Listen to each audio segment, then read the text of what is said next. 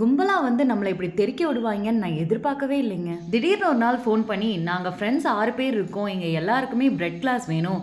But கண்டிப்பா வீட் bread பன் தான் வேணும்." அப்படின்னு சொல்லி கேட்டிருந்தாங்க. திருவண்ணாமலையில இருந்து ஒரு சிஸ்டரும் ரொம்ப நாளா கிளாஸ் கேட்டுட்டே இருந்தாங்க. அதனால இவங்க எல்லாருக்குமே சேர்த்து ஒரு கிளாஸ் அரேஞ்ச் பண்ணியிருந்தோங்க.